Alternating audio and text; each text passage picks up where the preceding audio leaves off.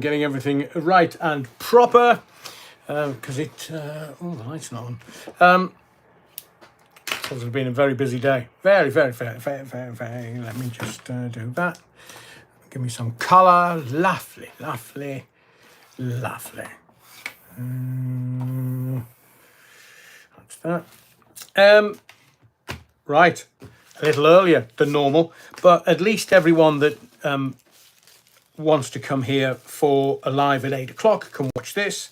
Simply because rather than do nothing, I want to watch the footy later. So it's if you're watching this on replay, then I hope it's okay. Hope you're enjoying it.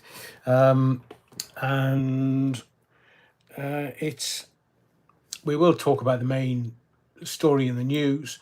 There's not really much going on, but we'll get into. I was hoping to get 90 minutes in, but I've really not been able to get stuck into the newspapers and seeing what's going on, but there isn't really much going on. GB Patriot says, hello, Reverend Allen. I trust there will be plenty of Battenberg supplied today, and let's hope England don't do the typical sideways and pass back all game as they normally do. I haven't taken my cough mixture, so if you bear with me. Glug, glug, glug.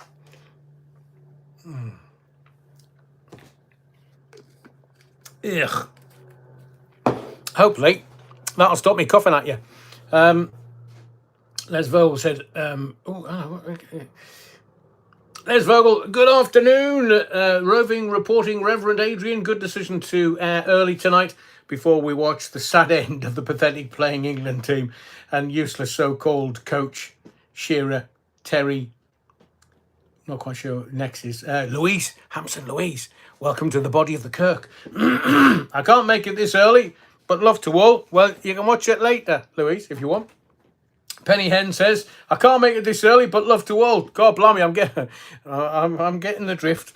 As I say, I would be here at 8 o'clock, but I want to watch the footy. So because I work virtually every day at this in some way, shape or form, I just want to take tonight off. But because you love a live, I'm making sure that there's something here for you. Andy Sinsky says, Adrian, I do hope you don't mind, but I've slipped you an early cheeky finger. Is that what kind of finger is that? A finger of fudge, Andy? And hit the like button with me thumbs up. I do hope you get lots more slipped into your show. Thank you, Andy. Yeah, smash the likes on your way in, you wrong-uns. I do believe that a lot of the congregation would be like, whoa, hang on a second. What do you mean 5:30 on a Wednesday? You're utter wrong. I know. Leah says, hi, Adrian. Good to hold the meeting earlier than usual, although I will not be watching the England game. 2 tents. Is that side by side or 2 marquees? I'll wait for you. Yes, I know, but I just... There's some really... Let me take these off because it confuses me. There's some really, really, really deep stuff going around. And I haven't been able to sort of get to grips with it. But I will do over the next few days. I mean, I am getting nods and winks from places. In fact, let me just... That's that. And let me just do that. Because I just need to keep an eye on something, the main news story of the day, which I will get back to in a second. So it's earlier, and there's not as many people in the live, but there may be a lot more on catch-up. We'll just see, a bit like the live last Thursday for the general erection, and I mean, I looked at it and there was as many watching that till 1 o'clock in the morning as is the normal live. So we're just finding our way. We're coming up to the 100th live, which is 2 a week for a year. So I'll see how this goes, and if 5:30 is not great, it's a bit like the difference between a late night phone in. And let me just make a note. I knew there was something I wanted to talk to you about. Have I put it in here? Let me just... No, I haven't. Let me do this, because I want to talk to you about the Channel 5 phone-in drama called Night Caller. I will talk about that a little bit later. But Leah says, yes, so it's the difference between a late night phone-in and a lunchtime phone-in. The lunchtime phone-in was always more listened to than late nights, because late nights from sort of 10 o'clock, people are doing various things, watching TV or dancing. And so there's less of an audience at that time of night, but lunchtime phone-in was massive. So I don't know whether to do lives at lunchtimes and then people will catch them later, see what kind of audience we get. So I'm just testing, feeling my way, so to speak. Yeah, wrong. Martin Sullivan says, evening all. Evening, Martin. Leah, I'm still recovering from Italia 1990. Oh, Leah, don't just... Fingers crossed. I know. And the fact that Gareth Southgate has had to change the formation of the team because it simply wasn't working. The whole country, 60 million England managers, could see that it wasn't working, and it was only when Gareth Southgate decided, right, here we'll go to a back three, it suddenly started to... Well, I don't know about you, I watched the Spain-France match last night, and Spain are going to be a tough opposition in the final. But, you know, we've made the semi. If a semi is all we're going to get this particular Euros, then I'm more than happy with that. There's a lot to be said for a good semi. Andy Sinsky, am I lagging or is the rev late? I was late, Andy, because for some inexplicable reason, my printer decided it was going to fight back. I had to go and make the hibiscus. Otherwise, I wouldn't have my tonsils wetted for tonight. Marcia Toms, hello, we are early. I know, R5, Marcia. Not sure. Everybody's going to be there at 8 o'clock going, where is he? Where is he? Is that Slacker watching the footy? Correct. David Bevan, evening all. Evening, David. What's about a water bottle waddle? Yo. You definitely haven't been on before, so thank you for being a first-timer. Obviously, I have to... Everyone that's a first-timer, please let me know in the chat, and I will merely pop your cherry. Vixtex to all out there, a heart in the world. L, what about the crossbow killer? What's the latest? I'm going to give you that in a minute, man. Patience, mon brave, patience. Claire Bruce, hi all. Hi, Claire. Hang on, isn't that the castle where... Downton Abbey's filmed? Hi, Claire. I know it was a good effort. Pennine Counties, 2 cans of Skull and a bag of hula hoops. Rock and roll, baby. Oh, you can't beat... I mean, Skull's not, but hula hoops, I'm with you. Definitely with you. Tucker 69, evening, Adrian, and all you utter wrong-uns. Jackie Glasgow, afternoon, all. Well, technically, you're right, Jackie. Afternoon. To Louise Hampson, that wasn't me, I'm still here. Oh, all right, Louise. Good to know that you're still in the body of the cook. There may be a little extra room, little elbow room in the pews this evening. The sermon is still coming. Martin Edwards videos, I've made it this early. Love to all. Martin, welcome. Tablock Tracy, oh, who's an early riser? It's an age thing. Tablock Tracy. Yeah, utter wrong. What about a water bottle waddle? Are we going to do it though? Well, Kane's shite. I think Kane is carrying an injury. So it's all going to be down to at what point does he put Ivan Toney on and Cole Palmer on. And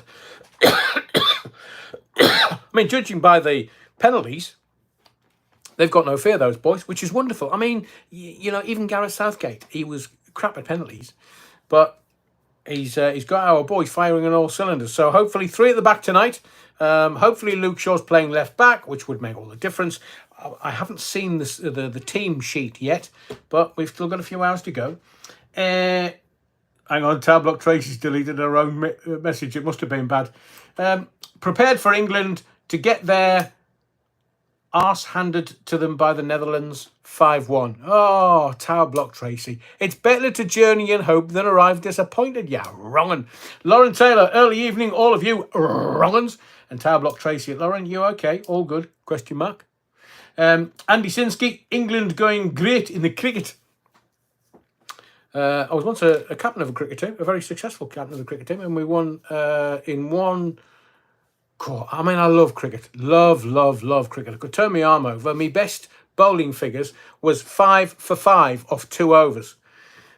Honestly, I brag about that till the cows come home because I've got no idea how it happened. I did play the TFM. I was captain of the TFM cricket team, and we did play some clients, advertising clients. And one of the advertising clients, it was a northeast chain of shops. Sorry, North Yorkshire chain of shops. And they brought this ringer in. And I can't remember his name off the top of my head. It'll come to me while I'm talking to you. But he came in with like a cricket box. Not a cricket box you put down your front. Cricket box as in loads of cricket bats in. And Martin Crowe. That was it, the New Zealander. Martin Crowe. So Martin all he had was the New Zealand feather on his box. And all the lads were saying to me, "Here, who's that?" I said, "I don't know. They've got a ringer in." I mean, we were just, daft lads doing it for the enjoyment. Anyway, he was literally, I mean, his talent was just unseemly. It was beautiful to watch. So I thought, well, we had bowling averages for the season. And I just thought, as captain, I've got to take one for the team. A lot of the lads who were bowling were frightened that they were just going to get knocked all over the park. So I said to them, right, I'll go in first and I'll loosen him up for you. Loosen him up. He hit me for 6 sixes. One of them, this was at Norton Cricket Ground, one of them sailed over the houses outside of Norton Cricket Club. And I said to him, "Ian Martin, you're wrong. You played this before." He just looked at me as if he's like, "Do you not know who I am?" But those sixes he hit off me, cool, blimey. And I wasn't bad. So I'll give you, what God giveth with one hand, he taketh away with the other. So my bowling wasn't bad, nice medium pace, but with a bit of spin off the seam, baby, nothing better than one off the seam, and my batting was pants. I used to go in at number 7 if I was lucky, but it was all about the fun and the giggles, which was fabulous. Who am I talking? Oh, yeah, Tower Block Tracy's at it again. Tower Block Tracy, not had a good semi for a few weeks now. Well, you pays your money and you takes your choice, Tower Block Tracy. Kathy Harper, good evening. Good evening, Kathy. Peter Sadler, afternoon, Adrian. Afternoon, Peter. We'll just do, a couple of introductions while people get their feet under the table. When they realise there's a live going on, he didn't tell us the wrong one. He didn't say it was going to be 5:30. Well, let me know in the chat whether you actually got an alert for this live, because everybody that's subscribed should get an alert. I'm very worried that at the moment the subs are going down ever so slightly, and I swear it's not people unsubscribing from the channel, it's YouTube at it. Right, Steve, I'll get Steve Gandalf. Welcome, Steve. Just got home about half an hour ago, put the TV on and saw the reporting of the murders in Bushy. And then 5 minutes later, they are interviewing you. I know. So should we get to this story? Because I've got the latest. I've got nods and winks. And I'll just kind of give you a bit of background into the media circus that's going on at the minute at the end of Ashland Close. If you're not aware, let me take a drink of this. Cool, blimey, that's hot. It's called Operation Informer. It's a triple murder that's happened in Bushy. Now, I have extended family in Bushy. I don't live near Watford. I've got my mother and father-in-law are there. So I popped over this morning They live quite a while away, but my mother and father-in-law live at the end of the road that this has happened on. So I was there this morning, and obviously as the news broke, I was like, what the hell? And so I thought, yeah, I'll just nip down there, maybe do a piece, and then upload it when I get home. So it is the media circus. The media circus is right at the end of that road. Now, from what I can gather, I know there's more media arrived since I left a few hours ago, and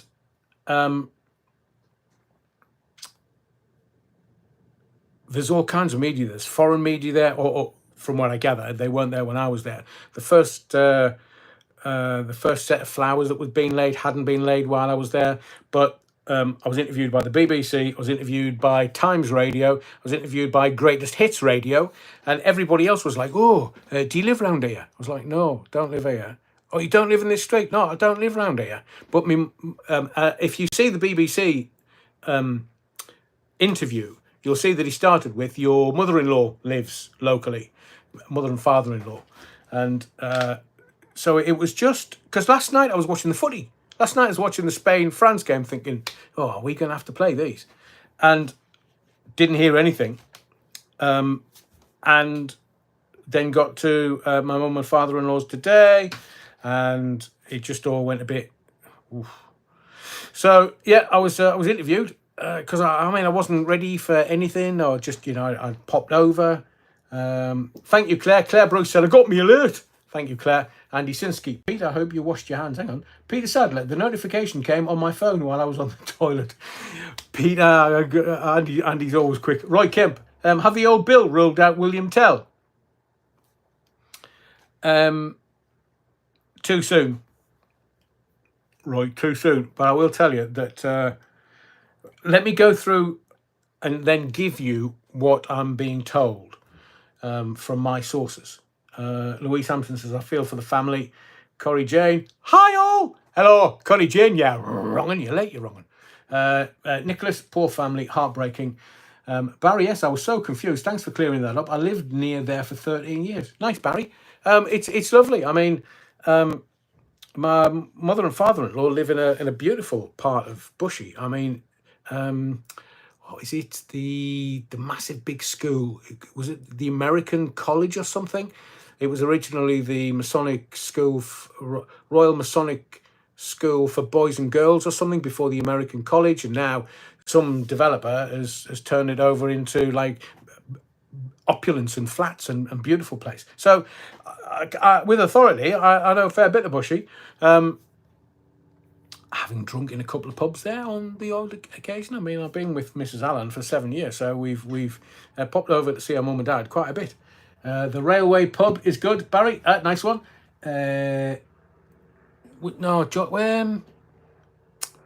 did say in the interview that the most exciting thing that happens in Bushy, because it's just very quaint and genteel and leafy. It's not like London, where it's just all high rise and stuff.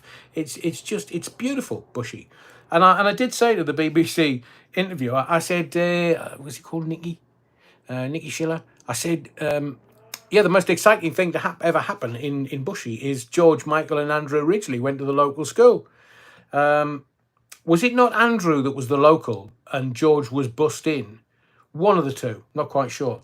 Haberdasher's School, ghetto defendant. Oh, you went to Haberdasher's, very posh. What's the other one? Merchant Taylors. Merchant Taylors had connections with me in York. George Michael was from Bushy, was he?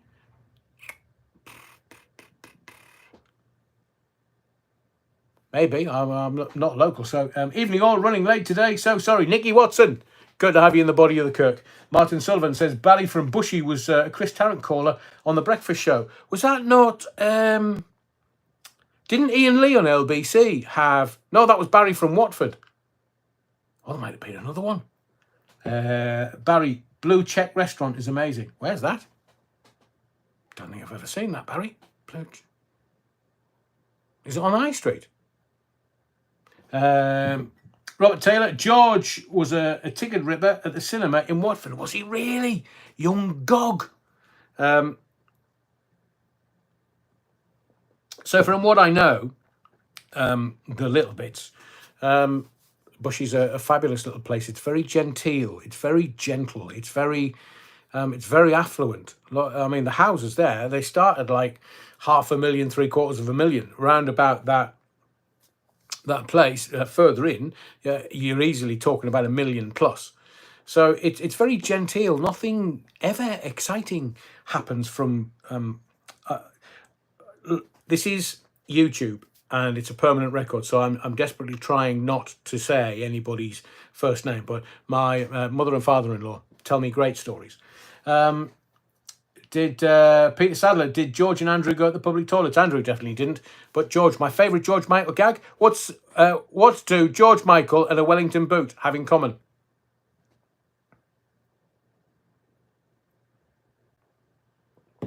They both get sucked off in bogs.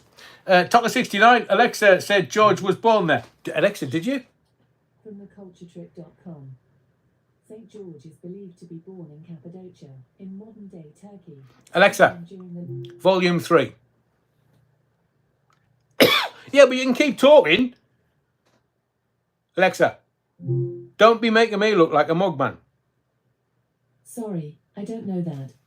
I bet you don't. So tell me about St. George the Baptist. I bet you go, no, he wasn't called George, he was called John.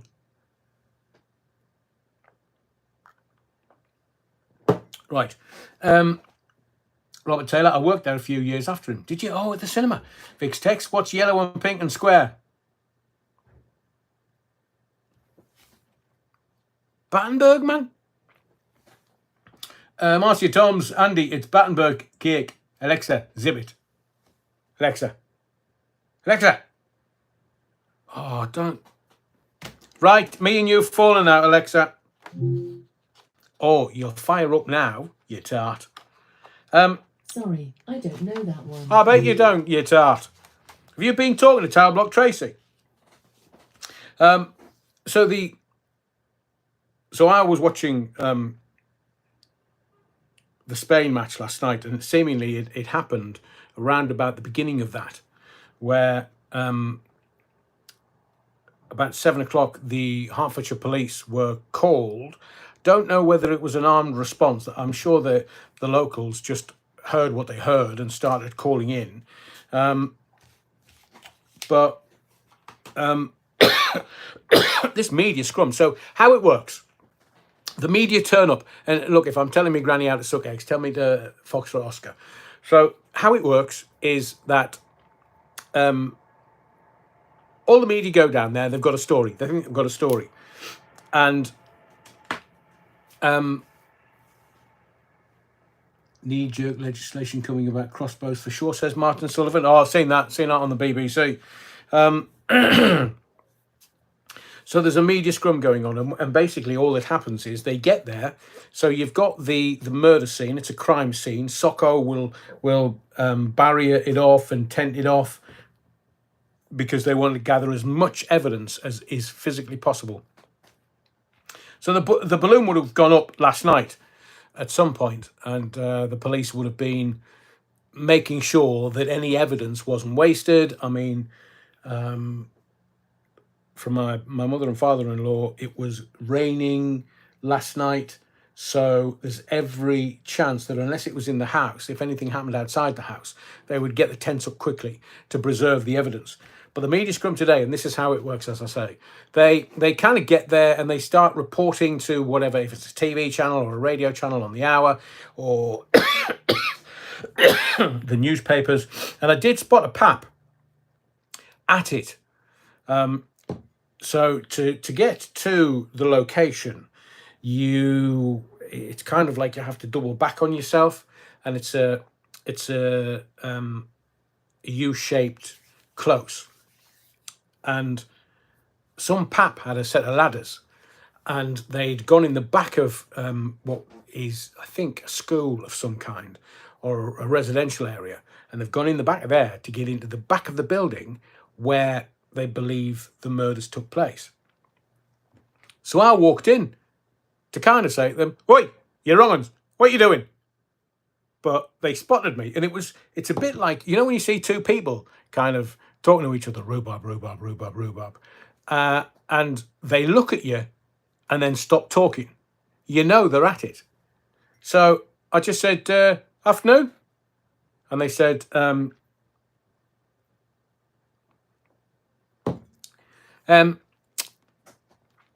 you live round here?" I said, "No." "Oh, right, okay, then. We're not interested."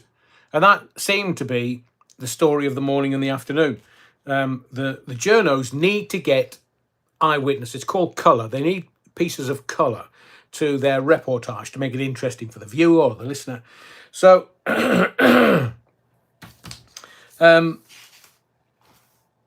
so the Paps were trying to get into the back of the building, possibly to get some kind of picture of the crime scene or stuff. So it may end up in the press tomorrow.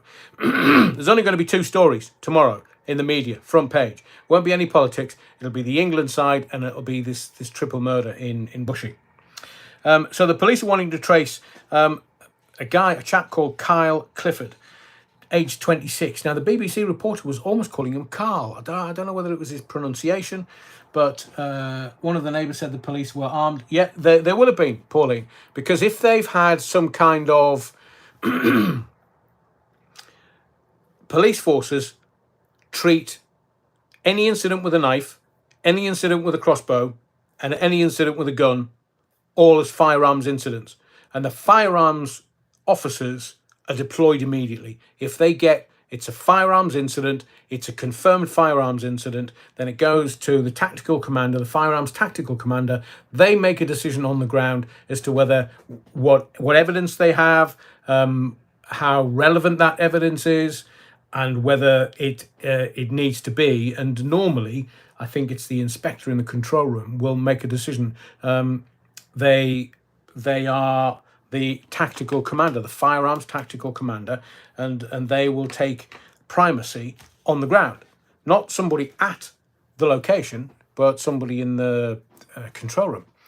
So what we know about Kyle Clifford, it's been confirmed by the BBC as source. The Ministry of Defence have confirmed that Kyle Clifford is a former squaddie. He, for a short period, was in the army in 2022. Now, basic training, 6 weeks. I mean, defined short. Did he complete basic training? The 3 victims have been named today as Carol Hunt, Louise Hunt, aged 25, and Hannah Hunt, aged 28. Now, John Hunt, the dad, is the 5 Live racing correspondent. So he's worked within the media, within the BBC. He's the racing correspondent for the BBC, various parts of it.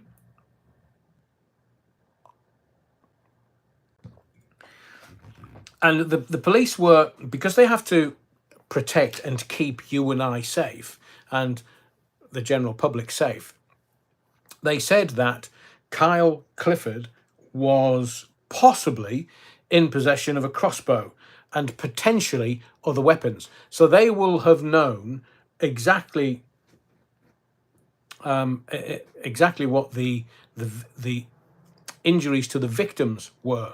So they would pretty quickly know what they were dealing with. And from travelling the sort of local area, I don't know Watford that well. I just know Bushy from going to see the new Mrs. Allen's mum and dad. It's really close to the M1 and the M25. So if you wanted to get away, if you were driving, then it's really easy. It's simple. I mean, the M1 and M25 are about 60 seconds away from that locale. Although you've got to crawl your way past. There's a specialist music school and a couple of other bits and pieces before you get to a roundabout, and then you're away on the M1 and the M25. Also, there's very good train service to Bushy. You can be in Euston in 17 minutes. So you can be in central London in no time whatsoever. Now, from what my sources are telling me, the house that was searched earlier this morning is linked to the family of Kyle Clifford. It was searched by firearms officers this morning. As I say, and I say this with XL bullies, if a dog is out of control and a threat to other people, then the police have the powers, the firearms officers have the powers to euthanize the dog. So that's why they put the armed officers into the crime scene and into searching the house, because they don't know what they're going to come up against.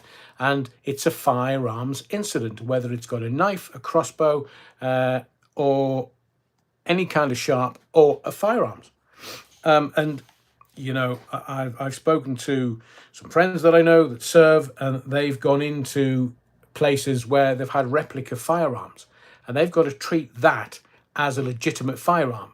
So if you're dumb enough to have a replica hanging about your person or your home, honestly, you might get yourself into a whole heap of the brown stuff. There is a technical term that is used, death by cop. Some people want to be killed by the firearms officers, so they go out of their way to create a situation that will bring the firearms officers and they will take them out.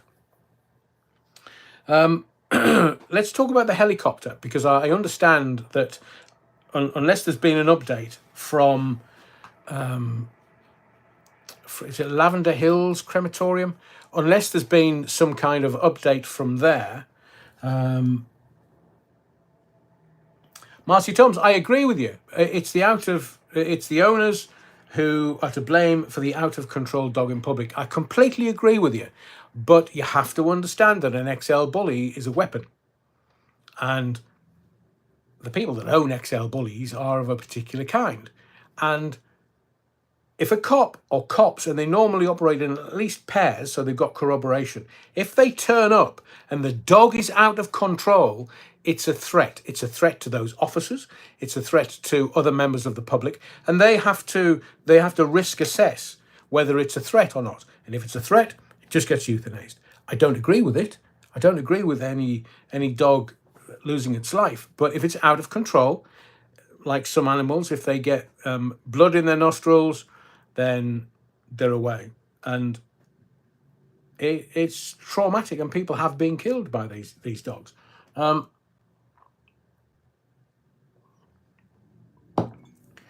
Martin says, where do you think he is, Aid? Is he hid away somewhere? Evening, Rambo.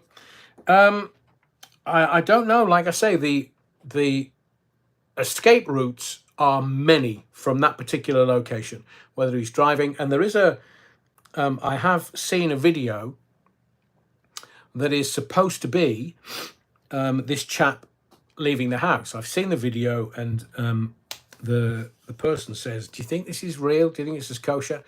I think it's more Enfield than Bushy. But let me tell you about the helicopter capability. Now, these are very, very, very special pieces of equipment. They're obviously very expensive. To fly them costs a lot of money, but they have various bits of kit on them. So normally the police helicopters will have police officers within them, and they normally can have access to all the police systems. And the helicopter will have heli-tele, so they'll have a live link back into somewhere within the police force, so that they can stream that feed to a commanding officer, and the commanding officer will, from what I've been told, the commanding officer will sit there and go, right, do this, do this, do this. And the commanding officer will take full responsibility for what happens. But what they also have is an infrared camera on board, and that infrared can pick up heat sources. So very close by to the incident location is a disused golf course, and it's huge. I mean, you know, it's acres and acres and acres. And seemingly Watford Football Club were going to build their new stadium on this disused golf course, not far from my in-laws. And what could happen with the helicopter, they could literally just go into the golf course and do a search of some kind with the infrared camera, and it would show them any heat sources. And a human body, even if you're wearing clothes, it still shows up as heat. So they would be able to do that. And the advantage of a helicopter is it can scan large areas, even those areas covered with brush, tree foliage and stuff. They can still search big areas quickly. So according to my in-laws, there was helicopters all around this morning. And when I was at the incident location, there was some drones, but I think they were the media drones that wanted to get over the top of the houses. And it's a live heli-tele link straight to the commanding officer, whomever is, and it would have been at the top of the food chain. It wouldn't be like your PC on the ground or your sergeant or even your inspector. It's normally your gold command is chief superintendent, chief super, or a super. Goes that far up the food chain. But the police will have a couple of other systems that they don't really like to talk about. But you've got it on the telly, because all these cop programs seemingly show you ANPR, which is automatic number plate recognition. So ANPR, so what they will do is they will check their systems, and they will check the address, the home address of the male suspect, and see if there's any cars registered to that address. And then, because you have to register it with DVLA, and then they will use their ANPR to check its whereabouts. And that's why I mentioned the M1 and the M25. The main arterial routes, and there are ANPR cameras all over them. So if he's gone, I believe that Enfield is 17 mile from Bushy, which is a 50-minute run. So he could have done that and been away, but he would have pinged all the ANPR cameras. So the police will know if he was using a vehicle, what that vehicle was, and where that vehicle went last night from the ANPR cameras. And it's in urban setups, it's easy to put ANPR cameras in there. They're all over the place. And what they also do is they're at various points up and down the main arterial routes in this country, which is why, remember the terrorist attack, the bomb at Glasgow Airport. That's how they knew where they were and what they were doing. Afterwards, they just reviewed the cameras and saw, oh, blimey, came here, this. And this was the dates and the times that they went up the M1, M6 up to Glasgow. But ordinarily, it'll be good old-fashioned bobbying. Now, this is a sort of reassurance for you that it will be good old-fashioned bobbying and help from the general public. The general public will tell them, I saw this. And it's best to always call the police. If you've heard something or seen something, then just call the police and let them know, because it might be the piece of the jigsaw that they are missing. And ordinarily, it's the general public that go, well, I was just thinking, and well, it's possibly nothing. Just give it. Just make the call and give it. Kathy Harper, yeah, the train station's nearby. Bushy train station is about 5 minutes walk straight down the hill from where the incident took place. Straight down the hill, virtually. Neil Cunningham says the command will be SFC. Would that be Senior Firearms Command? Depends on the force. It does depend on the force. If you look at, what was it, John Charles de Menezes? Remember when he was shot on the tube? The Gold Command, who was in command of the incident, was what's her face, who left the Met recently. I can't remember her name. But she would have been the either Senior Firearms Command or Tactical Firearms Command. There have to be a tactical command to make the decisions, maybe just to pass it on up the food chain. Sadiq Khan introduces a new £4 charge to add on to ULEZ. Oh, that man. At least Dick Turpin wore a bloody mask. I was a big George Michael fan, went to all the Wham concerts, Karina Jane. Oh, I wish I had. Oh, that last gig at Wembley, blimey. Andy Turner, what have I missed? Loads, Andy, you slagger. Neil Cunningham, strategic firearms commander. Interesting. Thickly spread. Cressida Dick. Thank you, thickly spread. Yes, Cressida Dick. She was Gold Command. She gave the command because the firearms officers would not have done anything without her say-so. And as I say, they have to be both strategic and risk averse. So they would have to say, this is, I mean, it was a lifetime, real-time operation, and things change and things move. It's a dynamic situation. So we don't know where we are this afternoon thus far, although I am going to give you some bits and pieces that I've had. Now, I will guarantee you, because I've spoken to some of the locals, I've spoken to my in-laws, and it is as shocking as you think it is. A triple murder in one house. I mean, there was, look at that young 14-year-old girl that was stabbed to death by parents the other day. I mean, that is just, there are no words. You can't put, you can't put a sentence together with something that impacts you that greatly. And this incident is genuinely as shocking as you think it is. Any loss of life is shocking, but in a quiet, genteel, leafy place where there's no criminality, there's nothing that goes on, everybody's peaceable, everybody goes about their lives. And you know, I get that from my parents-in-law. They are just very peaceable, very genteel, very loving people in the whole of Bushy. It's quite a size. I talk about it as if it's a little village, but it is quite a size. I don't know how big, because I've not been all around it, but any loss of life is shocking, even in a quiet, genteel, leafy place. I've told you about death by cop. So Lavender Hill Cemetery, what's going on there? I'll ask you one question. Has he hung himself? Because the cops won't give it away. Cops won't tell you. It'll be Nicky Watson. I'm with you. Nicky says, what the hell's happened to this country? Take me back to the 80s and let's start again. Oh, puffball skirts, Nicky. Do you want to go back to that? Joking. Martin Sullivan, Midsummer Murders. I know. Neil Cunningham, I saw you on BBC News, AA. Story of my life. At least I wasn't the accused. So from what we can gather, the latest is, let me have a look. Where are we? 1 and 3. Right, okay. Let's see what the BBC are saying.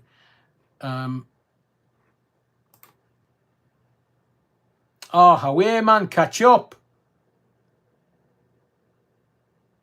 So the BBC helicopter is over Lavender Hill Cemetery.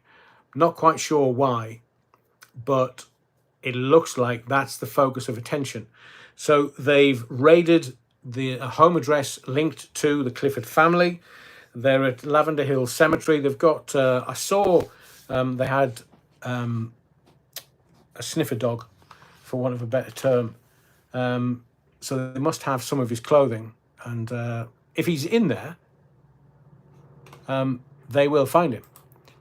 Who's that? Martin Sullivan saying, wouldn't it be cheaper to use a drone? I agree with you. There was, I was just kind of standing minding my own business before all the media scrum started, and somebody had a drone up. So maybe they were just trying to get stuff quick, because they would need, if anything happens in the next couple of hours, they would probably get it into headquarters in London very quickly, and they would do it electronically.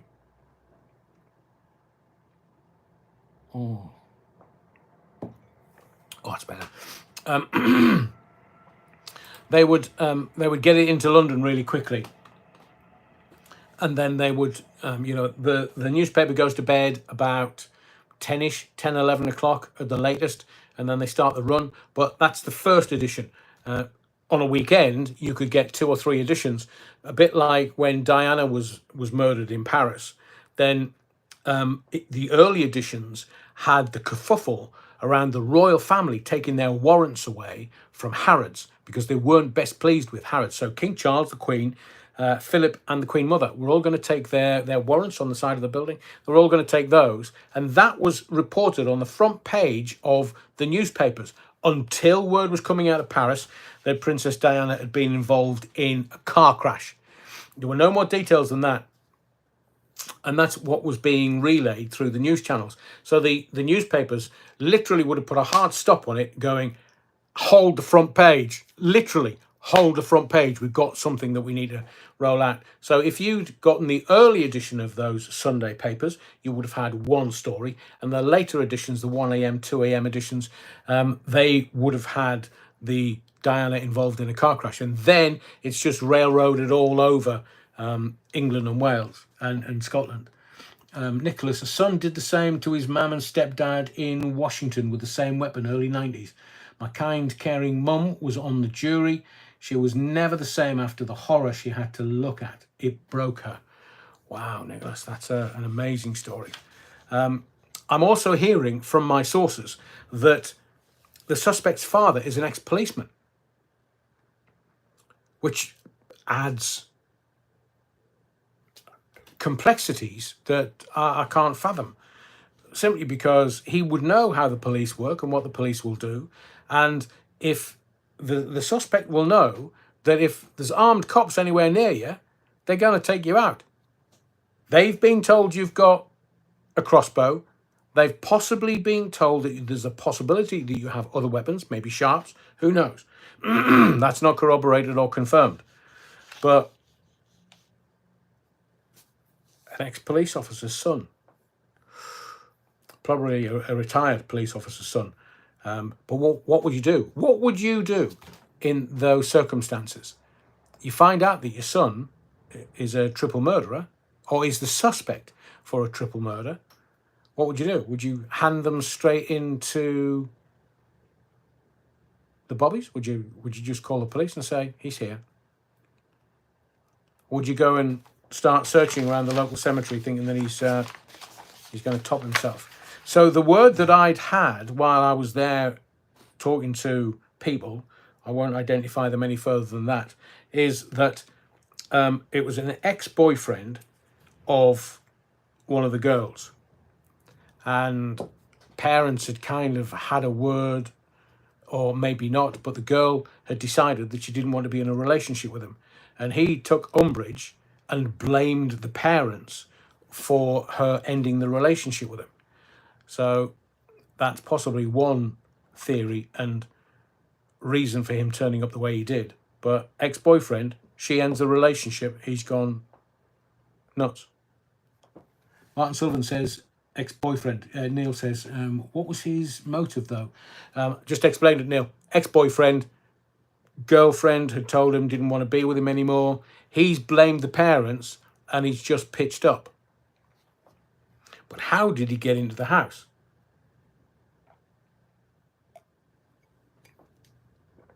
That's what I want to know. And when he got into the house, how did he get out? The daughters were both very pretty. I've seen the pictures, Neil, and I agree. But, I mean, to go and kill a mum and both daughters, we can only speculate as to his state of mind. Only speculate. Les Vogel says, correct, Adrian. Well, I can't remember what I said now. Martin Sullivan, I remember the first page of the Today newspaper in 1986 with a picture of the Queen from Australia. Yeah. Not quite sure what that has to is connected with what we're talking about, but thank you, Martin. Robert Taylor, don't know if they still do, but they used to print a national newspaper in Watford. Was that not the Sun? Was it not? Was that the Sun? I mean, I know Watford's got a footy team because they play Sunderland every now and again. But other than that, I've not really got any knowledge of Watford. Keith James, police do use drones with a heat imaging facility. Oh, so they've got infrared on the drones. Do you know? I mean, it makes so much sense because the helicopters are just massively expensive. I mean, you're talking tens of thousands of pounds just to get them off the ground. And they can't always fly. But in in summertime. I'm sure they're able to, but drones, pennies compared. So we've got the motive. It's the ex-girlfriend just said didn't want to be with him anymore. Neil says it's horrific. Oh, Martin, talking about connectivity, thank you. And Gidney Boy, Mirror. Was it the Daily Mirror? Didn't know. But it's, let's just have a look, see what the BBC are up to.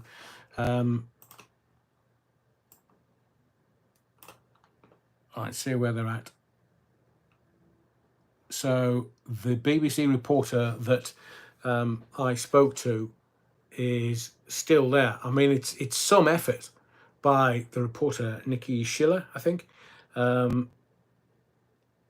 He's been doing live pieces to camera. When did I get there? Just after 10. So, and the details that were coming out were sparse, and the Hertfordshire Police held a press conference, but it's the Met that should be looking after Enfield. Police have reiterated all day that it's a targeted incident and a crossbow was involved in the attack. So all of that has been confirmed. And Nikki, did I say Mickey? I apologise. Nikki Schiller. The fact that the police are saying that the suspect may be carrying a crossbow, this is not, I don't think it's, so this morning they were linking it to, remember Raoul Moat? Who's just said that. They found him. Hang on, let me get to that. Clifford has been found. Carl Warpy, Peter Sadler, they found Kyle. Any more details? Have they found him in the Lavender Hill Cemetery? Has he hung himself? Or have they arrested him? So if the police are not saying that they've arrested him, just said they have him. You see, they have to... hang on, let me just do this.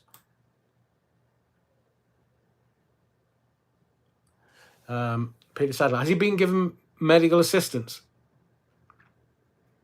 Because I'd, a little while before I came on air, so about an hour and 20 minutes ago, I was told that the helicopter had landed. There was an air ambulance there and fire crew. Peter Sadler, he's been given medical assistance, receiving treatment. Interesting. If you can keep me updated so I can sort of relay it to everybody else that's watching. It's unusual. What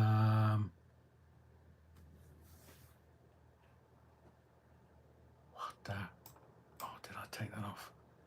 Rats. Apparently, hang on. I forgot to get the emoticons off, so I can't really see it. Receiving treatment. Man seen being stretchered out of cemetery.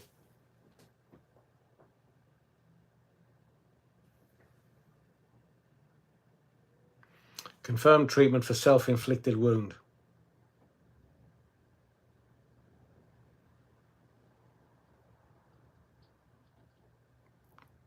That doesn't make sense. But then again, they're not going to, because the police will want to, the Nicola Bully, remember the Nicola Bully case? The police just lost control of that case. There was too many other people saying this, that and the other, and they lost control. Now, all of the police forces, I'm sure, will have a team in place controlling everything that they release, and it'll be staggered. He's been taken down, self-inflicted. Thank you, Les. Neil, confirmed treatment for self-inflicted wound. And Wikivideo says man's being stretched out of cemetery. Martin, he's being done. Well, we don't know whether he's being tackled by the armed officers. We don't. I had a...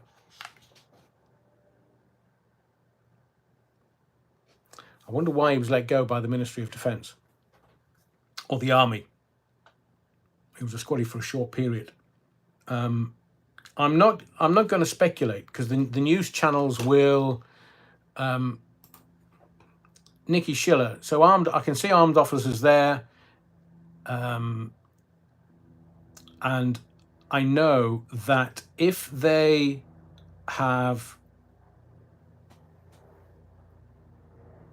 If there were shots fired, they have to give their rationale. So there will be a debrief, an immediate debrief after the incident. And if they feel that some investigating needs to be done, but from what I can see, the armed officers don't look as if they've deployed or they've used their arms. I mean, I can't hear. Let me just do this. No, they're just running. They're not.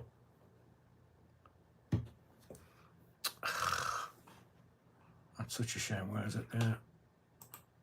Yeah. No, it doesn't look to me as if the armed officers have either A, deployed, or B, have used their firearms. So if it's a self-inflicted wound,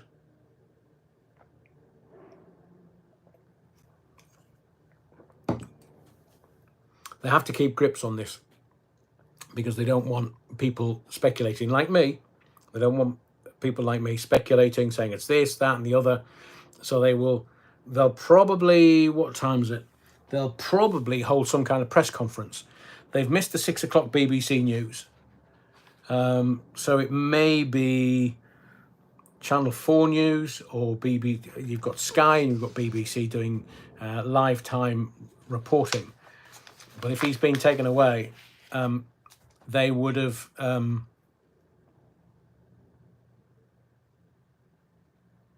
they could... Police say they have captured Carl Clifford, suspect in crossbow attack that killed 3 women.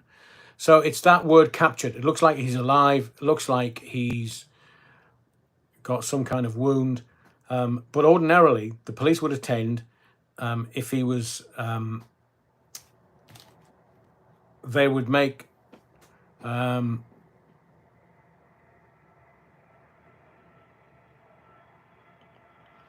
they didn't.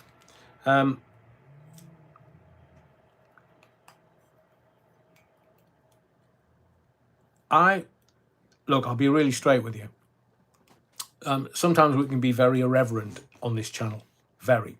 And sometimes I personally go a little bit too far, telling you stuff that I shouldn't tell you, but I tell you anyway. So I think just out of respect for the family and the people of a place that I love dearly, no gags. We're not doing any William Tell gags. I'm not. So just be gentle. Let's play nicely. But I used to work in PR in the 90s in London, and the way I know PR is that they will only give you so much detail because what they're dealing with is a major incident here. It's 3 people have died. They've identified the 3 victims. They've now seemingly captured. That's the most important thing. Captured. BBC News app says captured, injured, but alive. Wow. Sky Live showing footage of him being put in the back of an ambulance.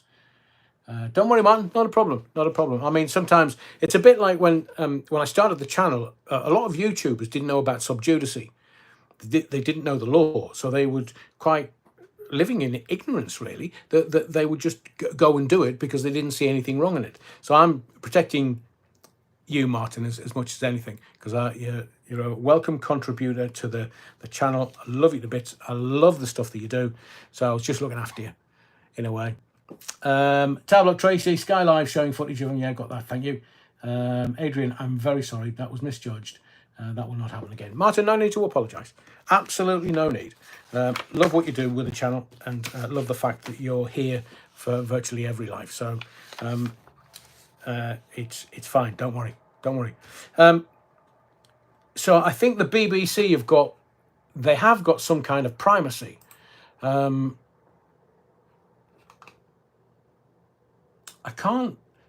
literally can't. They're not. What is going on? I think what is happening is the BBC will be led by the police, and Lifetime at Ashlyn Close, the police have gone. They've gone live to their SOCO, scenes of crime officers. Yeah, it was an air ambulance. It was an air ambulance that landed at the cemetery. So this is not the end of the story, I'm sure, and most of the dailies will carry this. Unless England win tonight, they'll carry that as the major story. But this is the big story of this last 24 hours or so. I do hope that the police dog got its fangs into him, because when they deploy, the dog handler deploys the dog, and these dogs are so skilled, but if you're mucking about and it thinks you're mucking about, it'll stop you mucking about. It's like a little meat missile. But what the dog handler has to do, has to count the puncture wounds. So if the dog gets you and starts, oh, I think that's dinner, oh, lovely, they'll bite you. But the dog handler has to count the amount of puncture wounds that happens. So I saw the dog being deployed a little earlier, and they put out some clothes of the suspect, and it looked like the dog was like, woof, off we go. And that was just before I came on air. So I think the dog's found him.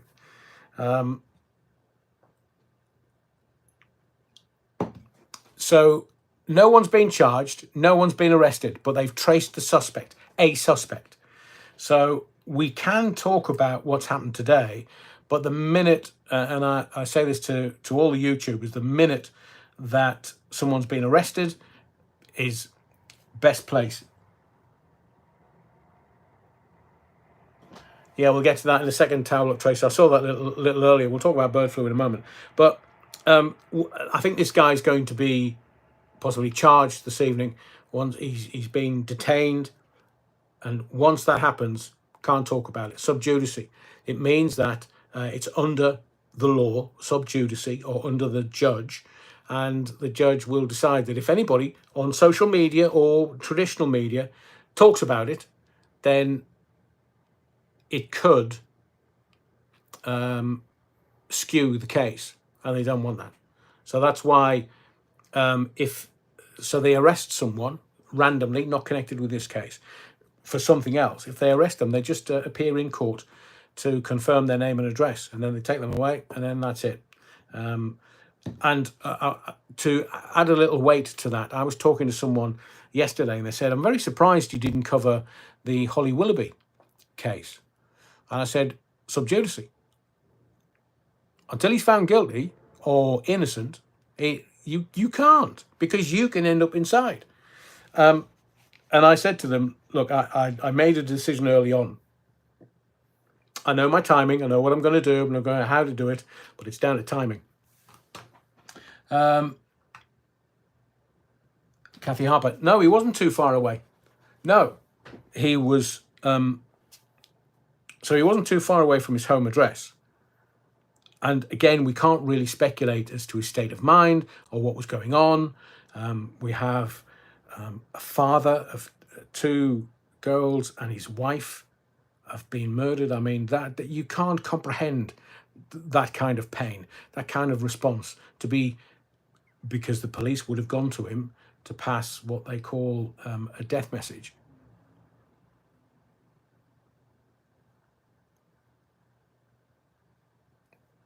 A, I feel sorry for the cops because it's never easy, but B, for John Hunt, and I do hope that the BBC look after him, because this is, who would want this, to have to deal with this? Your wife and 2 daughters have been brutally murdered by a psychopath. I'm glad that they've got the hands on the suspect. So let's see how it plays out. And again, the media tomorrow, even though there was a lot of media there, the media tomorrow will have to be very careful. They can only go so far with it. If he'd not been traced, like Raoul Moat for a few days, if he'd not been traced, then they would have just gone gung-ho with everything. But if he gets charged tonight, their reportage will be a little more restrained, so to speak. But I'm so pleased that the police have got hands on. Talbot Tracy, in other news, Zelensky returns to the US Capitol, probably needed another shopping trip, and 200 duty-free Bensons. Let me just write that down. Yeah, we'll do Ukraine. Yeah, Neil, I agree. You wouldn't want it to happen to your worst enemy. It's to lose loved ones, but not only your wife, your 2 daughters. I hope in time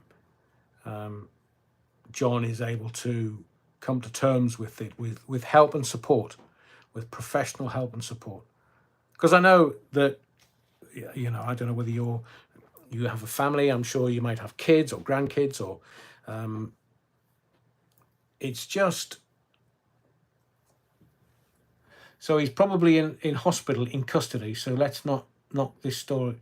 So let's knock this story on the head for tonight. We can do, I agree, Nicholas, I am moving on to other stuff.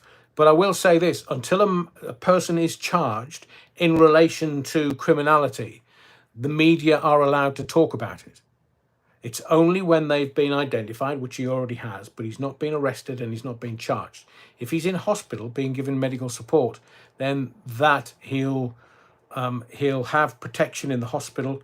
They'll have a secure ward somewhere. He'll be away from everything. There will be possibly armed officers. If he's former military, there may be armed officers on duty in the ward, but it will be secure. So let's see how this sort of rolls out this evening. Let's change subject for a little while. I haven't been able to get any sort of detail and facts, but I know that America is starting the bird flu shenanigans off. And it appears, I'm with Andy, Neil. Neil says, I lost my daughter almost 2 years ago and it still hurts every day. I completely understand and empathise, Neil. There's no words. There's nothing that we can do, but show you our love, because there are things in life that defy words, they defy description, and they defy everything that we as humans experience. And it would seem trite if I said, you know, I wish you well, Neil. It would just seem very trite. And I don't mean to be that. But I understand. I completely hear you and understand what you're saying. And I'm so sorry. Marcy Toms, Neil, I'm very sorry too. Popeye Wazza, so sorry to hear that, Neil. So let's talk about, in fact, let's round this story off with a lot of comments, because I just uploaded a couple of quick videos, and the second video I literally just recorded with my phone and uploaded it, so it's quite raw, but I felt that it was needed it rather than edit it and play about with it on my phone, so I just uploaded it, and a lot of people, it resonated with them. Laura T said, heard about this on the news this morning here in the States, Adrian, just awful. Thank you for the update, Adrian. Sounds like a domestic dispute, but who knows, really. I'm sure details will come out. I'm not quite sure when and how, but I'm sure the details will come out. Somebody's asking the CC. I'm not quite sure. So what's your thoughts on Trump and Epstein? I'll just say this, that if anybody had anything connected with Epstein that they could nail Donald Trump with, they would have already done it. But Donald Trump wasn't a fan of what Epstein did, and he was never on the island. So I do believe that if Donald Trump was involved in any way, shape or form, they would have, I mean, they've tried every which way to stop him becoming president. So they would have used that. Or would they? Rusty Mouse says that poor man lost not just his wife, but both daughters. He must be unconsolable. His whole life has gone. So very, very sad. Agreed, Rusty Mouse. And I did hear from one of the journalists that there may be a third daughter, but that wasn't confirmed. So they could only name the two daughters that were victims. Robert Taylor says, close to my old stomping ground of Watford, I worked at the golf course back in my younger days. So Robert, you'll know how big that old golf course is. I've never been there. I've never seen it. I'm just told by my in-laws that it's a humongous golf course, or a site that was the golf course. Vix Tex says, I'm so sorry. Ali Bali, thanks for the report and attending, Adrian. Very upsetting and awful situation. It's just better news that they've finally traced the possible suspect. Tocker 69, Bird Flu Summit will be held in DC in October, apparently already being planned. I know.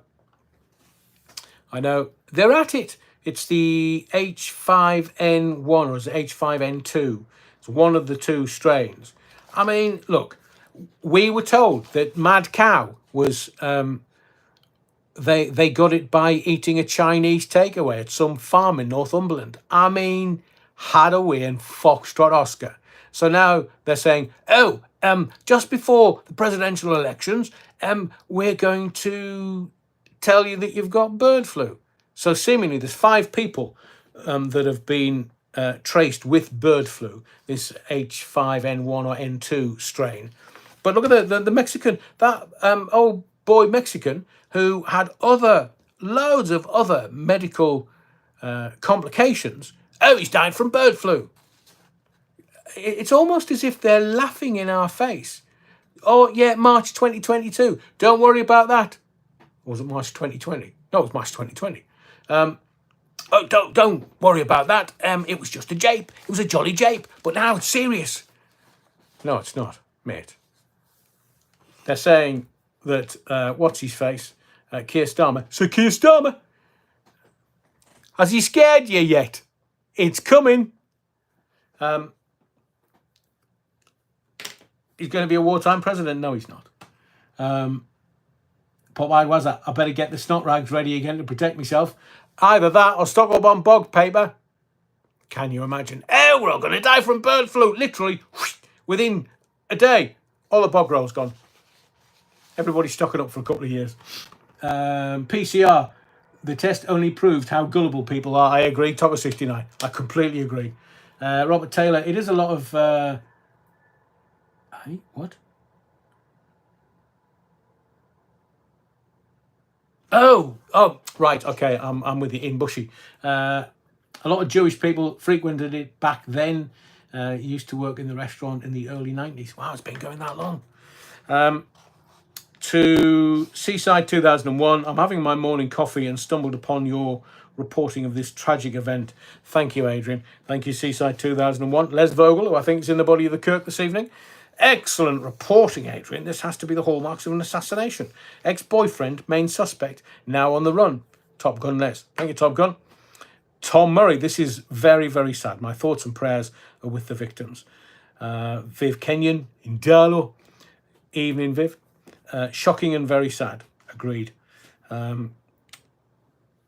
Anonymous user, shocking. I saw the story mentioned on Wales Online.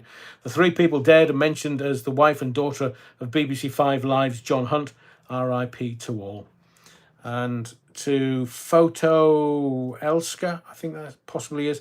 Lucky for Labour, it happened this week. Just like Khan waiting until Friday before announcing his latest money grab. No, he's announced it now, just before the England match. So if we win or lose, it's the main story of the evening, along with the triple murder in Bushy. So he's squeezed out bad news. Good day to release bad news. He makes me wanna. He's filth. Nathan Diamond, oh my God, in shock at this. Les Vogel again, bloody hell, Les. At least the old Bill have put out a red alert on who they need to speak to. It was breaking news first thing. I know. And just to mention a Bushy, like, hang on a second. Swansea Dino, can't believe this is racing commentator John Hunt's family. I know. Polar Sky says, oh my God, how terrible. This is such an horrific event. My thoughts and prayers are with the family and friends. Thanks, Adrian, for your reporting. And Tocker69 to round it off. Horrific. What on earth possesses people to do these terrible things? There is evil abound. And let's just leave it to the police, who will deal with it proportionately and appropriately. We need to keep an eye out as to when they're going to decide to release it and say that what is going to happen. We'll get to some of the good old days, or Kate Garraway, she's grifting again, and Sakia narrative and the Tories. We've got an update from them.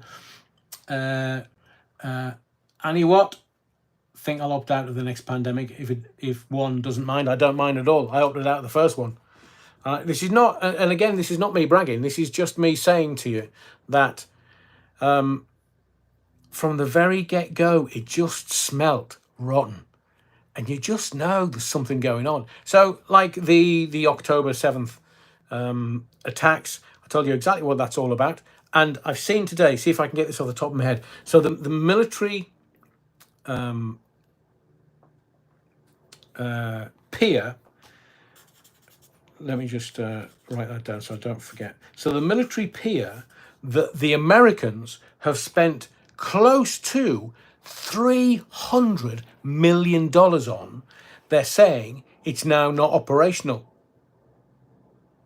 Well, bend me over my desk and Roger me stupid. They think we're stupid. Foxtrot Oscar, we know what the deal was. We know what you were doing with the military pier. They said it was to bring aid in. So you have to spend $300 million on a pier to land boats with aid for the Palestinians or the Gazans. No. You know what that is, don't you? Told you. Ben Gurion Canal. That's what they've stuck that there for. That's where the Ben Gurion Canal is going to pop out all the ships from the Red Sea. Oh, man. The Americans. Oh, they'll have loaned the Israelis for that. Oh, yeah. How much do you want, Ben? Ben. Netanyahu. Sorry, Bibi, not Ben. Bibi Netanyahu. How much do you want? Oh, give us 100 billion. You joking, Bibi? 100 billion? What you talking about? Have you been on the whiskey or something? Hey, no. That's what we need. All right, then. 110 billion, do you? For 10%? Sure. President Poopy Pants. President sniffs the hair of children and takes showers with his daughter. Filth. So they're just doing the military pier. They've just said it's non-operational. Oh, I wonder who's going to operate on that then. Yeah, the Ben Gurion Canal, lads. Honestly. Vix Tech says, yeah, the pee on our legs and tell us it was raining. Great line. Popeye Wazza says, dismissing him from army would be psychological assessment. I'm sure. So it might not have been that he completed his basic training. It's 6 weeks at Catterick, isn't it? Just 6 weeks. Basic. Martin Sullivan, Adrian, you are the bastion of common sense in this crazy media world. Wouldn't go that far, Martin. Oh, yeah, so I was going to explain to you. So that's the military pier in Israel. I'll talk to you about Nightcaller in a second on Channel 5 because it's utter pants. I mean, in all my days, I know what a phone-in does and how it does and what it does and what you get the listener to do and how you get the... Oh, my God. We'll get to that in a second. What was I going to tell you? Oh yes. So when all the media started landing, sort of early lunchtime, they have to get some stuff, some colour. So I kind of met up with two people from Times Radio, and I'm saying XLBC and talking about that. And I know people in Times Radio. Some of them worked with me at Talk 107 in Scotland, and some of them worked with me at LBC. And the reporter was very sweet, as was the cameraman. And it's kind of like they all listen, they all earwig to see what's going on. And so I did this piece to camera for the Beeb, like, I don't know, 1 o'clock, 2 o'clock, ages ago. And all they've done is they've just repeated it. They've just repeated the package. So they've used me, they've used my voice, and they're just filling airtime. That's all they want to do. But all the other reporters are like, oh, hello. So I did Times Radio first, and the producer from the BBC came across and went, oh, hello, I'm from the BBC. You don't say. Yes. Are you local? No, but I know the place. And they said, oh, okay. I said, well, my mother and father-in-law live at the end of the road there. And they went, oh, okay. So would you be able to sort of, if Nikki interviewed you, would you be able to do a piece? I was like, yeah, of course. You know, former blah, blah, blah, blah. And I worked for the BBC for a while. Oh, I say. What? Oh, okay. And the bastard, he said to me that she said, oh, stand on that grate there. Right? So when you look at the camera, I look like I'm a dwarf. I look like I'm bloody midget Alan. No, I don't get any royalties. I did ask about repeat fees. So he started talking to me, and I'm like, I'm down here. He's up there. Not great, but camera angle and everything. So once I'd done Times Radio and I did the BBC, I mean, they just wanted a bit of colour. That's what they call it, rather. A bit of colour, because it's not a straight piece to camera. It's not the journalist just doing all the stuff to camera. And it was... So then I got somebody else, I think it was ITV. ITV landed and said, are you from a news organisation? I'm like, no. Oh, do you live around here? No. Oh, don't want to talk to you then. Well, brilliant. And they said, but it was just the way you were standing. We thought you were security. Oh, brilliant. Thanks very much. I'm a ninja. I could do it if you want. And then some journo out the corner of my eye starts running towards me. And I'm like, oh, here we go. I can feel the microphone going, oh, Adrian. And she said, oh, I've just seen you do a couple of pieces. Would you mind awfully? And I was like, oh, yeah, if you want. Because the BBC producer said, well, you are good value. You do speak very well, and you do talk very well. Neil Cunningham, brilliant. When I saw your interview, Adrian, I thought you'd fallen over. Oh, Vic, I've fallen. Peter, Tommy would argue differently. Tommy who? Tommy Boyd is working at Regency Radio on the southeast coast. Is he really? Thank you, Martin. Or was that the moderator? Meanwhile, at Stumps, England are 189 for 3. Oh, not bad. Not bad. It's not 50 overs, is it? No, it can't be. Is it a test? Apparently, Netherlands fans are attacking England fans. Well, bigger fool them. Tommy is still working. Fantastic. Brilliant, man. Because, look, the Dutch can have free wacky stuff because it's legal. So what do they want to go fighting the English for? Because we'll just kick their asses. I mean, are they stupid? Germany, it's legal. Lads, in orange, just go and get off your tits. I can't say that because I'm not monetising this. Tablock Tracy, saw your interview on the telly. No mention of Battenberg. Missed a trick there. Oh, can you imagine? Bloody hell, the BBC would be like, don't let him anywhere near us again. Thanks, Nicky. Don't forget the Battenberg. England fans are outnumbered 2-1. Are they? We're good fighters, though. That's what we are. We're good scrappers in England. Test. Thank you, Lauren. 189 for 3. Oh, so they'll get another day tomorrow. It's supposedly going to be all right tomorrow. No rain. Fingers crossed. No mention of Bamberg. You're wrong. I mean, I did. Honestly, I am a bit of a boy. Where, you know, I'm like a ran up a drain pipe, certain things. And I did. It was live. I mean, it wouldn't, and then I wouldn't have got all that coverage. They would have gone, here, ditch the Ginge, get rid of him. He's shite. So, Dan Brugger, welcome to the body of the Kirk, you're wrong. We've done the military pier. Let me talk. Let me tell you this, and I'll talk about Nightcaller on Channel 5 because and I'll do it off the top of my head. So, seemingly, news breaking, the Tories have been polled today, as in the Tory party members. Now, I'm not quite sure whether it's a parliamentary Conservative Party or whether it's the, out in the sticks Conservative Party. But they've been asked, 758 members have been polled about a prospective merger with Reform.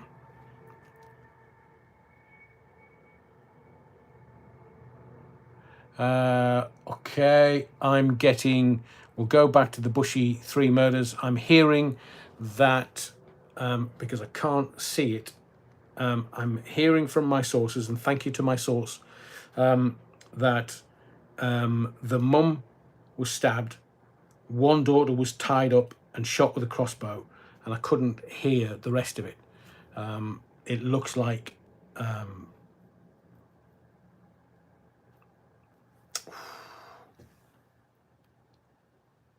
Don Wigley says, spoke to my friend in Rotterdam. He's predicting England win. Oh, fingers crossed, Don Wigley.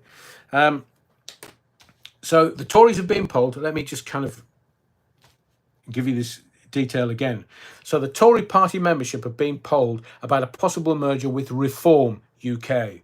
And 47% are in favour of an amalgamation of Reform merging with the Tory party, but 48% are opposed to it. Just wanted to bring you that, because a lot of the stuff that we talk about in these lives, other people pick up like a week later. There was something in the paper today. Jacob Rees-Mogg and his family doing a reality TV show. I told you that last week. And I looked at it thinking, why? That's a week old, that story, and it's in the Current Bun and it's in all the bits, and you just think, hang on a second. I put that in a live last week. I think I've actually did it on General Erection Night. Wonder if they were skills he learned in the army. I know. Martin Sullivan, point blank. What kind of a range you're going to use a crossbow? Ridiculous, unless it's quiet, I guess. So, like, the Tories have been polled today. You won't see that. You won't hear any of that until the papers tomorrow. So, let's get to this Nightcaller thing, and I'll kind of round the live off tonight with this. So I don't want to take too much of your time up. We've got another live. The next live is this coming Sunday at 8 o'clock. Now, again, it all depends whether England win tonight, because if they win tonight, 8 o'clock, Sunday, we might have to do it a little earlier, or because I want to do the 100th live on the 21st of July, which is only a week away. So, I'm not going to say who. So I'd said to them, look, we're trying to do something with Battenberg. Maybe send the top 10. No shots by police taken to the Royal in London. So no shots. He mustn't have had a weapon in his hand. So it'll be interesting to see whether he's actually what he's done and how he's injured. That's the suspect in the Bushy triple murder.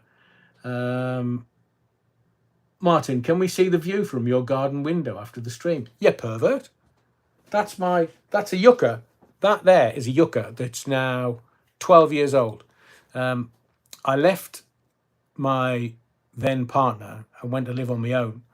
and just thought, oh, I need something. And seemingly, I've had to repot it about 3 or 4 times. It loves it. But if you go back to some of the early stuff, you can see me garden. There's DC saying reformed Neil Cunningham. It's peeing down in Dortmund. Reformed Conservatives. What a great title, DC. Kathy Harper. Dog bites probably. Yeah. Well, yeah. If the dog has just been unleashed, the dog's not going to bother. It's just going to bite him. There could be hundreds of puncture marks. So we'll soon see. Annie Watt, 100th live. You're a workaholic, Adrian, and it's very much appreciated. Well, thank you. It's not just me. It's the little team behind the channel. And we're not size queens, but they do help massively. Can I just tell you that I am thinking of doing another channel? Another 2 channels.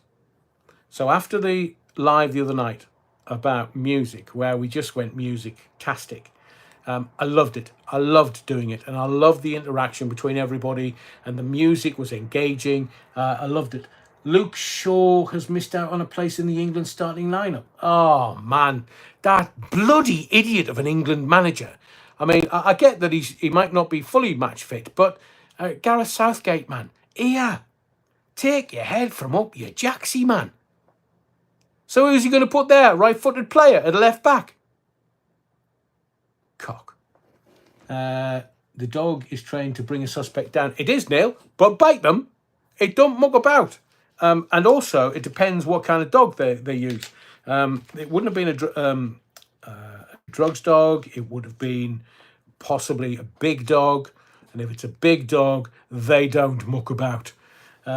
Yes, I'd love a music night talking about stuff pre-2000. We'll do that, Martin. I'm actually thinking of doing a full channel about music stories and what I know. Because this is full, just chock-a-block of music stories. Chocker. And how the only way that it works is like somebody mentioning Splodgenus Abounds, and all of a sudden my reference point for Splodgenus Abounds, 2 pints of lager and a packet of crisps, please. Just, yeah, they've been an attack dog. Des, definitely an attack dog. Because, again, they don't know what weapons he's got on him.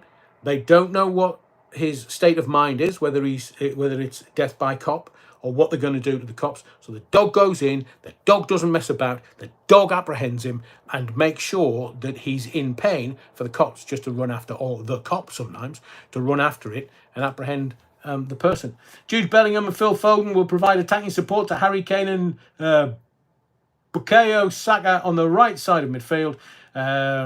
Kobe Mainu partners Declan Rice in the centre of the park. So, in essence, it's the starting lineup from the other night. And it wasn't until the subs came on that anything happened. So we're just going to play boring football for 90 minutes. And then Gates is going to put Ivan Toney on or a couple of others, and we might bag a goal to get us in. Because the Netherlands are going to score tonight. They are going to score. Lauren Taylor, Land Shark. Peter Sadler, German Shepherd Dog. Oh, yeah. I mean, they've not mucked about. Absolutely. Kathy Harper, that's why they wear them big suits and gloves in training. I know. And I would not offer my services to be attacked by the dog because they don't muck about. It's like, right, arr, I'll bite through that. Arr. No. And Annie Watt, can we have a 70s night, please? Ooh. Yeah. That would be a great idea. Martin Sullivan, my only talent is recognising music from the 70s to the 90s. Mine too, Martin, if I'm awake enough. Kathy Turner, that's why... yeah, we've done that one. Nicholas, theme for the new show, Capstick Comes Home. For us old farts.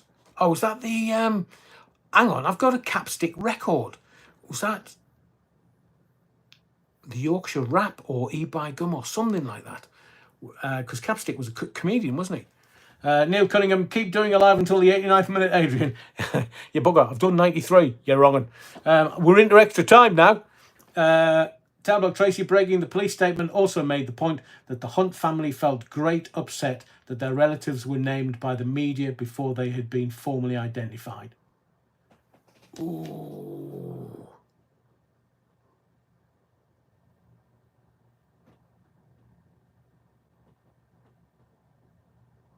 Interesting. because if the BBC have had permission from one of their employees to name his family and daughters, the police have no say. But if the extended family, if the BBC employee is upset, that's why I said to you right at the beginning of this, it's the police will drip feed things because they're dancing on so many fronts that they need to look after people. They need to look after the victims for dignity. They need to look after the family members for their dignity. They need to look after the locale. And for every major incident, I'm telling you this as fact, for every major incident, because I've been told this, every force, whatever the incident, wherever the incident, and whatever the force, they flood the area with cops, just to reassure people. Now, I saw at least, I would have seen at least 14 to 16 cops around the incident location, at the end of the street, walking around and driving around. There could have been as many as 20. So, thank you, Tablock Tracy. Let's see, is Neil Cunningham, my party trick is recognising Battenberg from its aroma. Yeah, tart. Pennine Counties, I thought Tommy Boyd was Spock. Is that code? Keith James, Shahid, a train ride with Max Splodge. Oh, you shared a train ride with Max Splodge. Did he buy you a beer? Hover's tune funny. Right. Let me tell you about Nightcrawler. Don't watch it. Honestly, just don't watch it. It's shite. It is shite of the highest order. It would need industrial strength Battenberg to smell anywhere near okay. Why? Because, so I watched the first episode and thought, okay, it's a bit slow. But I looked at the premise of, it's in Liverpool. So I know, I know, I worked at Radio City, loved it. So Pete Price was kind of the radio phone-in god in Liverpool, but I did the Century Northwest phone-in, so I got loads of Scouse callers. And it's based, I would suggest, the script writer, I don't know who did the script. So if you look at it, Sean Pertwee, great voice, admittedly great voice. And he's got a neon sign behind him. What the actual foxtrot would you need a neon sign in a radio studio? Have they been watching too much Joe Rogan? No, it's a radio studio in a building. You just have the lights on. So they're obviously doing the pink neon because they want to add atmosphere in the background. No, the presenter can't see a bloody thing. It's not what's in the studio, it's what comes out of the speaker. And it's not about the callers, it's about the listeners. That's where a lot of people don't understand how to do phone-ins. It's not about the caller that's calling you at the time. It's about the emotional engagement of the audience. So they evidently don't know this. Mind you, the first time I ever called a phone-in was James Whale on Metro. And I was a bit pissed off. I was about 16, 17. And I was doing some hospital radio. And it was some telly programme. They took the mickey out of hospital radio. So I went on to James Whale, 20 to 2 in the morning. Right at the dregs, 20 to 2 in the morning. And he absolutely ripped me to bits. Because I was like, oh, James, no, it's unfair, man. And I was downstairs because I didn't want my mum and dad to hear. Didn't tell anybody I'd been on the radio. And he just ripped me a new one, which was brilliant. Taught me many lessons. So this Sean Pertwee as the character he's got, it's like a Rodecaster Pro in front of him. And I'm just thinking, why didn't you just hire a professional radio studio? Martin Sullivan. Adrian, have you ever seen the movie FM with Michael Brandon and Linda Ronstadt? Yes, I have. Let me just that and that. I have, and the beginning of the film is I can confirm that does happen, where the breakfast presenter is still in bed with his Palamore dancing, and all of a sudden looks at the clock and it's like, holy Jesus, I'm on air in 2 minutes. Drives across town, gets there, with literally seconds to spare. He just cues the record up, opens the mic at exactly the point where he's supposed to start broadcasting. I can confirm, and some of my friends can confirm, because I know that they did that, where they just they were in bed. They were in bed. I mean, I've cool. When I was doing early breakfast, so I started at 5 o'clock in the morning. I used to go out, do the clubbing, do a period of club or whatever, get back, have half an hour's kip, and then get up for my working day the next day. These kids who need gear to keep going, I just laugh. Because it was so wonderfully romantic and exciting that you literally would run on adrenaline for days. Midnight Caller was also a US TV show years ago, Top of 69, I know, and it was fabulous. Loved that. But here's the daddy of them all, talk radio with Eric Bogosian. And that is my program controller at the time. Got the cinema and just said, listen, can you play it for him? I was in the cinema on my own. And it's one of those kind of Rush Limbaugh. It's American, but Eric Bogosian has a wonderful voice. And it's literally the characters in that film are the kind of characters you get on a late night talk show, radio show, call-in show, phone-in show, whatever you want to call it. Around the world, they're all the same characters. Play Misty Bad Wolf Project, yeah, another one. So I had a stalker who, it was Play Misty. It was, I don't want to go into too much detail because it was quite unnerving at the time, but she turned up at my house with a mate, wanting a threesome. And they were banging on the door. Come on, open the door. And I was like, hang on a second. A threesome, that easy. But my neighbour across the road was like, "Wait, what are you doing?" And they're like, "Oh, we're just here to see Adrian." He said, "Looks like he's not in." And they, and how they found out where I lived, I finished a late night phone-in at Century 106. And I didn't live too far away, but left the radio station about 1:10. The security guy, Clive, had this amazing dog. I think it was half wolf, but it was just beautiful and amazing. So he always looked after us. So I left, and then as I was traveling towards my home, there was a car behind me. And I thought, that's a bit odd.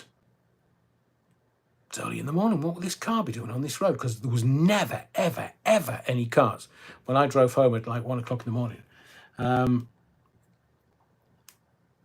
Pennine Counties, yes, there was an American night caller donkeys years ago, but it was wonderful. But for me, the daddy, the most accurate and closest to any kind of late night phone-in was talk radio. FM's the Steely Dan music, FM, no static at all that. Wonderful, but talk radio, the daddy. So this car followed me. And as I took a left turn, this car also took a left turn. And I thought, shit, who's this? So I went off driving and the car went exactly the same place as me. And I didn't think, oh, it's, scary enough to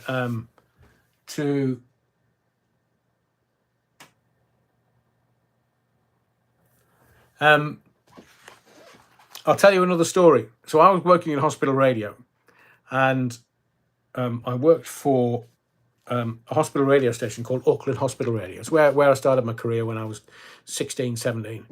And there was one night I stayed over because it was too late, didn't want to pay for a taxi. And the hospital radio station was very well equipped, was almost professional, and it had sofas and stuff. And the lad said, "Oh, why don't you stay here? We'll just let security know. Why don't you just stay here?" So I was like, right, okay. So during the night, I heard all these noises and sounds. It was, I presume it was just the house, because it was a 2-story house, just kind of cooling down and creaking as houses do. And I thought, oh, I'm not happy with this. So I took a walk along a corridor, and I was hearing really weird noises, and thought, shit, there's something going on here. And I literally went into the kitchen as it was, switched the light on, and I saw a face at the window.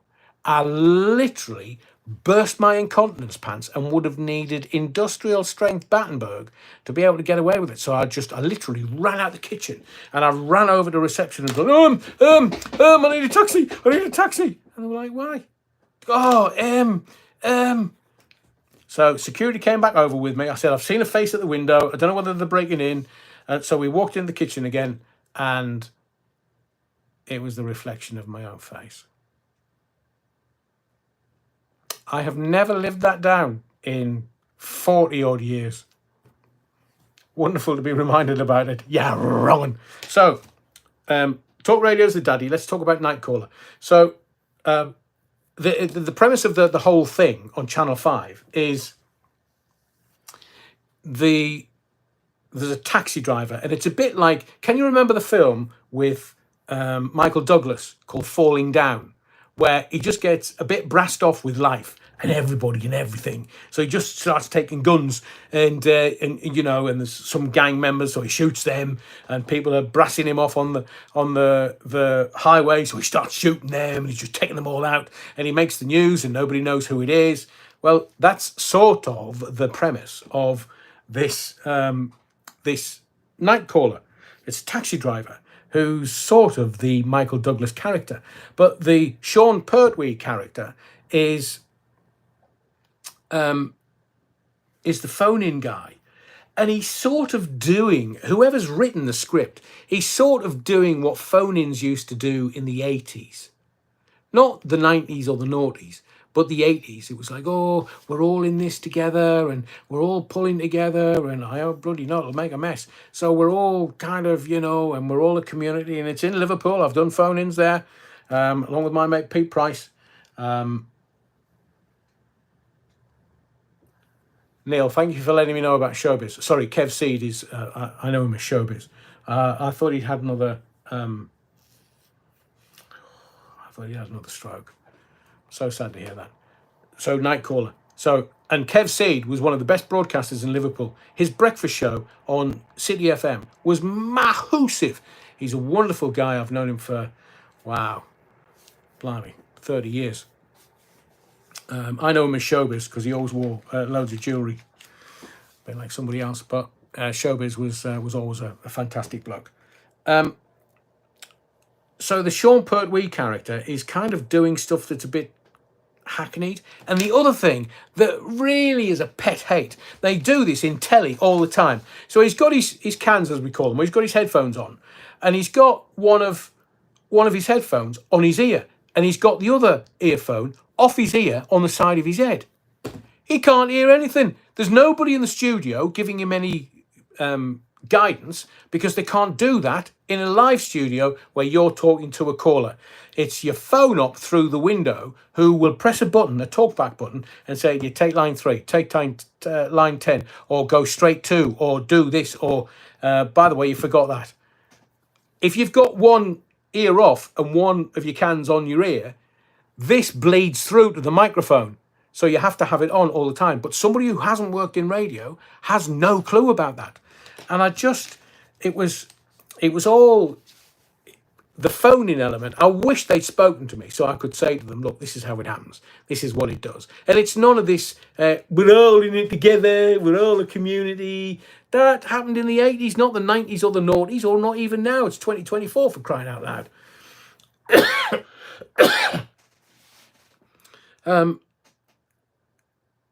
So I gave it another episode. I got halfway through the second episode, and I thought, I'm going to kill myself. I'm literally going to climb onto the roof and I'm going to chuck myself off, because this is shite.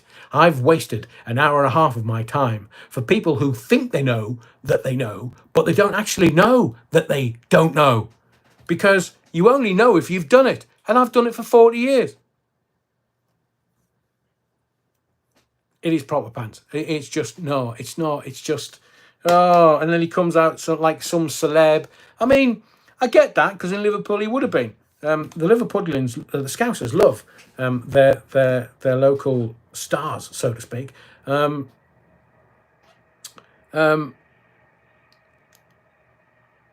So No, it's not worth wasting your time on. That's the only thing that I can say. It is literally not worth wasting your time on, because it's. And I'm sorry, Channel 5, you could have done much better. The cast is a great. Philip Glenister, Sean Pertwee, and the interaction between the characters. There's no real story arc. There's no real. It's too slow. It's 4 episodes. You could have made it 3 and sped it up. You could have made it much more combative as a phone-in presenter. You could have made it so much more. But the script's shite. So unless you're watching it and enjoying it, please tell me. But from a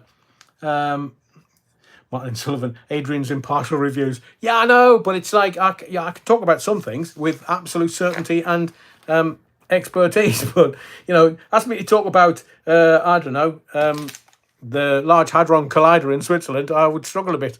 Pennine Counties. Oh yes, you went a bit mental. Martin says thank you for the review, and Nicholas says the Smiths, the boy with a Thorburn in his side. Yeah, but I think in essence I was really looking forward to it.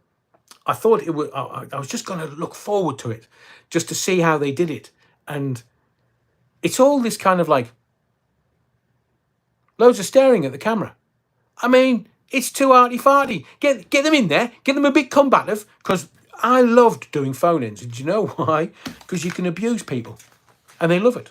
You can call people anything you want on a phone-in, and they love it. They genuinely love it, because they know that although sometimes I may come across as quite callous on a phone-in, and they may not understand it, on the other hand, they know that if someone needs help, then I will attempt to get them that help.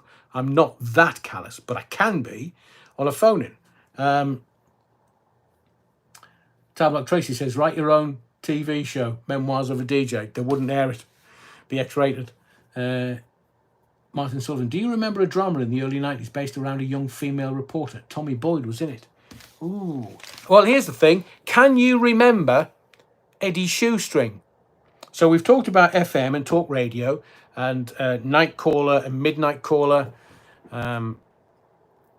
What was the ending of Midnight Caller?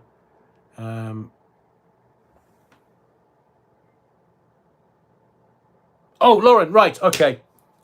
I've been told off. Lauren says, Adrian, it's 7:20. Is it? Oh, Jesus. You need a break before the football. So do we. I do. I need me dinner. So, right, make sure you've smashed the likes. You're wrong. Let's just get it over 100. Thank you for your subscriptions, as always, and your indulgence. My name's Adrian Allen. The next live is coming on Sunday. I've got stuff in the pipeline. I keep saying this, but I have something massive in the pipeline that I can't tell you about at the moment. And when I do, it'll blow your mind. But whatever you do, thank you for indulging me tonight. Ta-ta for now in the field. And whatever you do, because there's lots flying around of this brown stuff, don't forget the Battenberg. See you on Sunday.